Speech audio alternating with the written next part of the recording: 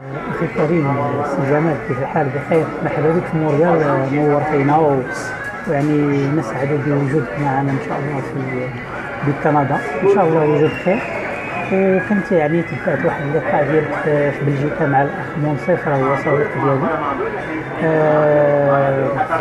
وبالتالي يعني نتمنى إن شاء الله يبقى بيناتنا واحد التواصل، وغادي نضيف الصفحة ديال النماذج المغربية، وبالمناسبة راه فيها واحد العدد مهم ديال الفنانة، هي فيها ناس يعني من مختلف مجالات الحياة العلمية والثقافية والفنية والاجتماعية والسياسية.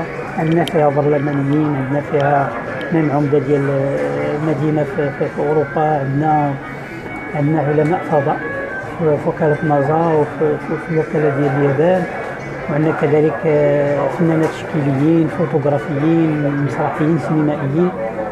وبالتالي الهدف ديال الصفحة إن شاء الله غيكون هو مش فقط كما كيعمل الإعلام فقط التعريف بالنموذج في حصة واحدة يعني بيوغرافية، لا، وإنما هي هدفنا إن شاء الله هو الربط واحد العلاقة مستمرة مع النموذج، بحيث يقدم لنا بعض المساهمات كمثل هذا الفيديو ديال 5 دقائق لا لا لا كل مرة في أحد المواضيع الرسالية الخمس اللي كان نشتغلوا عليها، أو الست عفوا، وهي الموضوع التربية، تنمية الوعي التربوي، خاصة أننا كجاليات محتاجين باش نحفظوا أولادنا وشبابنا من الانحرافات ونعطيو البعد التربية واحد البعد انتماء المغرب والأمة ديال الإسلام، وكذلك بر الأوطان بوطن الأم ووطن الإقامة، وكذلك الموضوع ديال الاستقرار الأسري نظرا لما تعانيه يعني الأسر سواء في أوروبا سواء في أمريكا سواء كذا، ما كاين مشاكل ربما الأخ منصف كلمت عليها.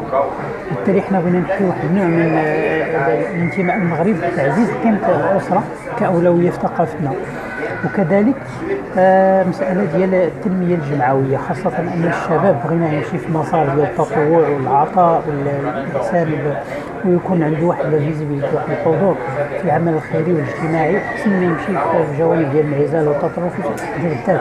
ونحن حديث عن تقدير الذات، لكن عندنا واحد الجانب آخر ديال التنمية الذاتية، أن الناس مش فقط الشباب، حتى الناس الكبار وأسر اللي عندهم واحد طموحات واعدة، اللي عندهم تقدير الذات، غيولي عندنا واحد السعي حتى لتنمية هذا النوع ديال تغيير الذات. لا يغير الله من قوم حتى يغيروا ما بأنفسهم. والنقطة الرسالة الأخرى هي بر الأوطان. بر الأوطان أولا عن طريق معرفة الوطن وتنعيو الأوطان يعني المغرب وبلاد الإقامة، سواء كنا في كندا أو في غيرها من البلدان، لأن الصفحة كتوجه لجميع مغاربة العالم، ليس فقط هنا بكندا وأمريكا. والحمد لله عندنا علاقات بأوروبا، منهم الأخ منصف، منهم إخوة في إسبانيا، منهم إخوة في اليابان، في هولندا، وفي العديد من الدول، ولله الحمد. لأن هذه الصفحة عندها ما يزيد على 5 سنوات. وبالتالي قلنا بر الأوطان ما يمكنش نبروا الوطن ديالنا ولا بدل كان إلا بالمعرفة ديالو، إلا بالزيارة ديالو، إلا بالتواصل مع أهله، إلا بتفقد أحواله. وبالتالي الدعوة ديال النماذج ديالنا وديال أهلنا المساهمة في هذا الوطن، في الأوراق اللي فيه، في التنمية ديالو أولا، وخاصة في إكرام أهله، في المبادرة ديال التضامن، وكذلك في السعي لتطوير قدرات الشباب ديالنا في الوطن، بإلهامهم، بتحفيز الإيجابية ديالهم، بإغناء تفكيرهم بالأمل، بالطموح، بالسعي لتطوير الذات، تقديم النجاح والإنجاز والعطاء، باش يكون واحد الشباب إيجابي. وعلاش كنتعامل مع الناس في القطاع الفني؟ نظرا لأنهم من الناس الرساليين ما شاء الله بحالكم، اللي ما كيكتفيوش فقط بالكلمة الطيبة اللي قال عليها الله سبحانه وتعالى توتي أكلها كل حين بإذن ربها، وإنما كتستعملوا الصورة كما قلت لك البارح، وكتستعملوا التجسيد والتعبير الفني اللي كيستحضر الأفكار وكذلك المشاعر، والحضور المشاعر له أثر في العلاقات الإنسانية. وبالتالي انتم ممكن أننا اتفقنا على واحد المضامين في إطار هذه الرسالات، سواء معكم سي أخي عبابسي أو لبعض الفنانين الآخرين. والحمد لله رانا بديت كنتواصل معهم. وبالمناسبة إيكو راه ولد الحي ديالي في الدرب ديالنا، يعني كبرنا سواء وكنعرفو مزيان، وإن شاء الله يتعاون معنا حتى هو في هذا الموضوع باش نحاول نقنعو، يعني يكون حتى في المشاركات ديالو ولا في الإصدارات ديالو يكون عنده الجانب الرسالي، لأن فعلا محتاجين يا أخي هذا، محتاجين. وحتى الرسالة حتى الفن غيولي عنده واحد المعنى آخر وحب الاعمال الى الله هي اللي الحوايج اللي كيكون عندها واحد الاثر في بناء النفوس، في اذكار الايجابيه، في حث الناس على فعل الخير، وبالتالي كيتكتب حتى في اثاركم. مصداقا الحديث ديال الرسول صلى الله عليه وسلم: اذا مات ابن ادم انقضى عمله الا من ثلاث: صدقه جاريه، علم ينتفع به، او ولد صالح يدعو له. فما بالك اذا كانوا الفنانه كيسعوا في هذه الاتجاهات الثلاث، خاصه نبنيو واحد الجيل صالح بالفن، عبر الفن. وانا لي اليقين بان المغاربه ديالنا الحمد لله عندهم هذه القدره كفنانه، والاخ عبد الله راه تبارك الله راه كيتواصل معايا في هذا الموضوع كما قلنا.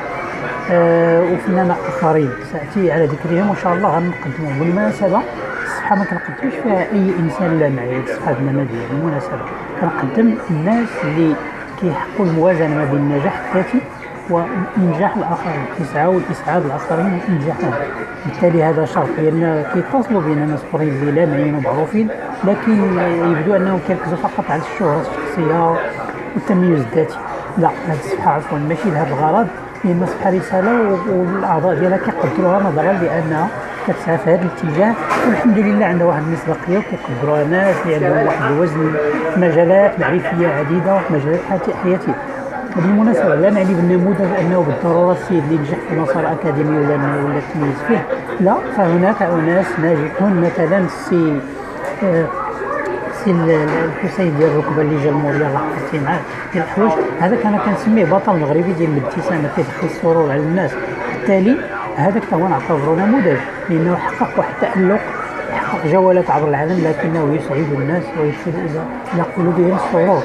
فالنموذج ليس بالضروره اي انسان اللي تفرغ في مسار علمي او اكاديمي بحت، وهذا اللي يعني أننا كنقلل منهم حاشا، وإنما أي إنسان استطاع يسهم في إنجاح الآخرين، في إسعادهم، وساهم نوعا ما في تنمية واحد الجانب من جوانب حياتنا المشتركة في بلادنا أو كجاليات، أو حتى في إسعاد الناس الآخرين. وإن شاء الله نتمنى الرسالة تكون واضحة لأخي